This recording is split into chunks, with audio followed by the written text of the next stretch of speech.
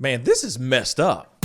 Pascal. What's up, y'all? It's your boy Pascal back at it again with another pop-up video. Be sure to follow me on Instagram and on Twitter, The Pascal Show. One word, hit that like button down below, and let's not forget to crush that subscribe button if this is your first time checking out this channel right here. Anyway, we got to jump into this story. This is a new one. This one just dropped yesterday, and I didn't get a chance to cover it, and I figured we have got to talk about this story. This story needs to be told because this is real. This is a true thing that does happen to a lot of black people all over this country. We need to look at this firsthand with our own two eyes. Home appraisal for black couple skyrockets after white friend pretends to be homeowner. Yes. This black couple right here got together, bought a home, renovated that home. And then suddenly they try to appraise it and all craziness happened. And then they got crafty. But we're gonna go and tell the story real quick so that you guys can see this and hear this with your ears and see this with your own two eyes, okay? Paul Austin and his wife Tanisha Austin of Marin City purchased their first home off market from another black family in 2016. After moving in, they made $400,000 worth of renovations to the house, which was originally built in 1960 or in the 1960s. The couple reportedly added another 1,000 square feet of space with an entire floor, y'all. That's a lot, okay? Not only that's just part of it. There's more. They also built a deck, new floors, a fireplace, and added new appliances. Turned it into a smart house. Let's just say that, okay? However, once they had the home appraised, they believe it was undervalued due to their race. Sounds familiar for a lot of us, doesn't it? And we'll talk about that for sure. I read the appraisal Tanisha Austin said. I looked at the number and I was like, this is unbelievable. Their appraiser was an older white woman who reportedly used coded language like Marin City is a distinct area. In her estimate, the house was appraised for $989,000, which the Austins claim is $100,000 more than what they had it appraised for prior to the hundreds of thousands of dollars in major renovations they made. So they got it appraised to see what the story was before they started to renovate the place. They poured in $400,000. $400,000 worth of stuff, worth of renovations, thinking that they're going to get a much bigger return into their investment for flipping this house. And they only got $100,000 more than what they bought it for. That's ridiculous. And interesting when they say something along the lines of Marin City is a distinct area. Sure. So after months of complaining to their lender about what Austin described as the couple described as a slap in the face, he and his wife were approved for a second appraisal. Thank you, Jesus, right? Thank you, Jesus. But this time they turned to a white friend. They got very crafty. They got smart with it. They turned to a white friend for help with the process. And they said, we had a conversation with one of our white friends, and she said, no problem. I'll be Tanisha. I'll bring over some pictures of my family. And she made the home look like it belonged to her. Well, guess what happened? After the appraiser and the Austin's white woman co-conspirator had their meetup moment at the house, the value of the home increased by what? Nearly 50%, y'all. According to the report, it was then appraised for 1.4, a whopping $493,000 more than what they had bought it previously. Interesting, right? This is yet another example of racism that black people face in the housing market in the United States, the Austins claimed.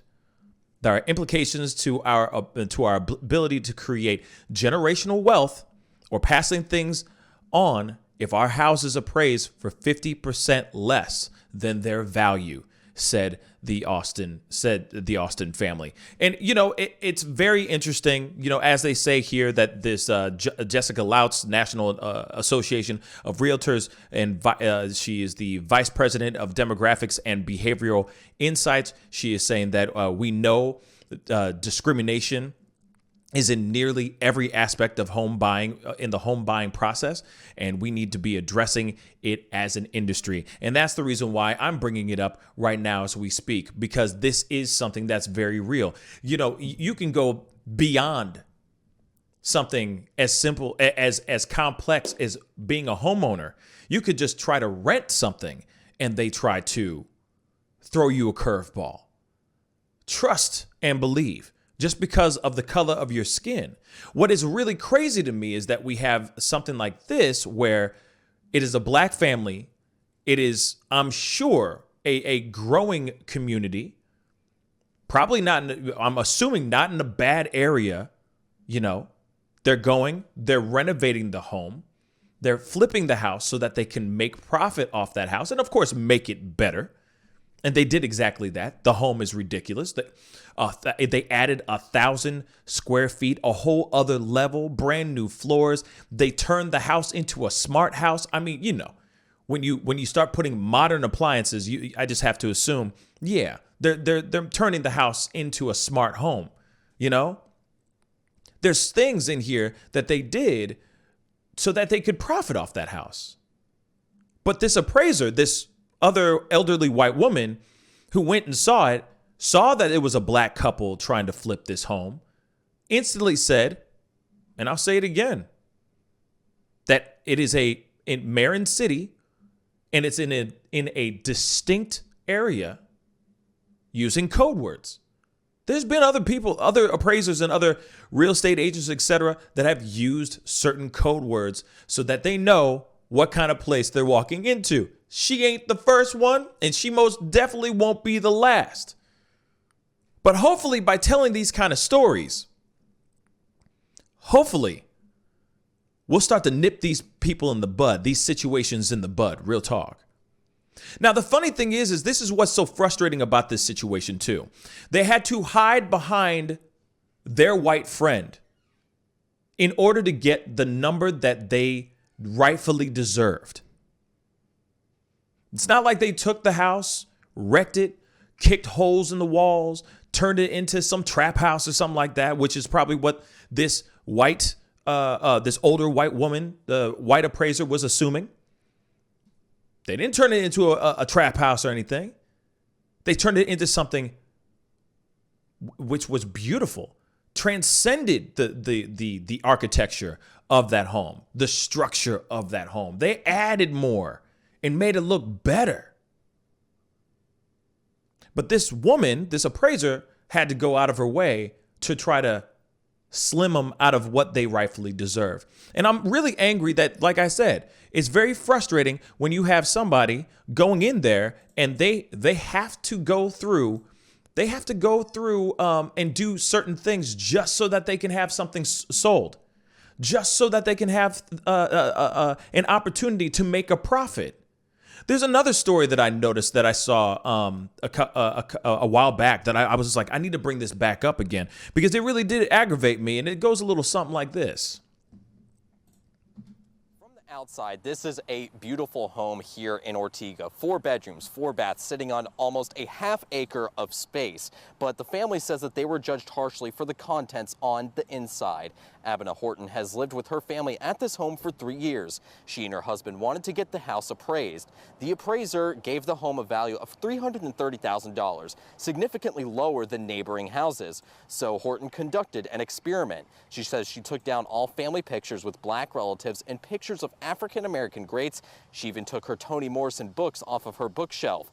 Horton and her son left the house during the second viewing, while her husband, who is white, stayed behind.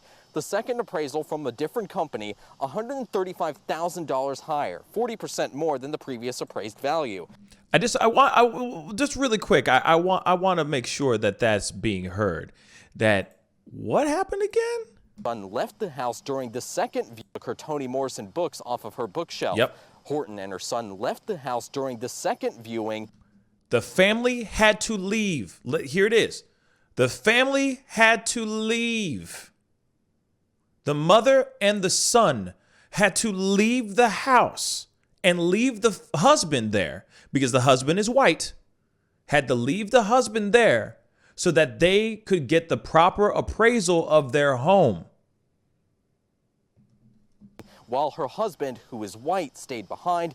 The second appraisal from a different company, $135,000 higher, 40% more than the previous appraised value. 40% more than the previous value because they saw, again, second time in a row, by the way, second time. Wasn't the first round. It wasn't like she got smart with it and said, wait, let me leave my white husband here. Let me take my son and myself, take down all the stuff that could even be remotely reviewed as being pro-black or showing that it is a black home. Toni Morrison stuff, books and all that, all those things, take them down, and we're going to leave and let my husband stay here and do their thing so that this place can get approved and get this place appraised. Real talk. This is what the woman had to do just so she can get what she rightfully deserves. Horton says she was heartbroken, but because of previous experience, she knew this had to be done. So that is just a small example of what I'm talking about. You have a couple that is just doing everything they can to renovate, make a house look beautiful. And then they're thinking in their minds, hey, I'm going to be able to turn this into a profit. We're going to take all of our hard work. We're going to put all of our money into this thing. And then we're hopefully going to get a turn on profit. Hopefully we're going to turn this around and we're going to make monies. And guess what?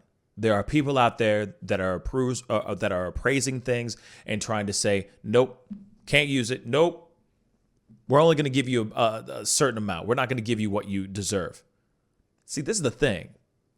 People out here are always trying to keep the black man and black people down. They don't want to see black people succeed. And that's what's so frustrating about this situation. Why can't a person see a home and just look at the home for what it's worth? Not for what it contains, which is the people that are inside of it. Because in my personal opinion, if I went into that home and saw this home that was newly renovated and brand new floors and all that stuff, I don't give a damn about who was in it first. All I care about is how am I going to be able to afford it? You know what I'm saying? That's all I care about. It's a damn shame that this kind of thing happens to black families everywhere. And like I said before, this is more than just people trying to just own a home or trying to sell their home. This is also renting. This is everything. Trying to own a car. Man, it's impossible sometimes. The kind of crap that you get put through is unnecessary. And this is a perfect example of how racism takes over and how racism and discrimination pushes us down every single time.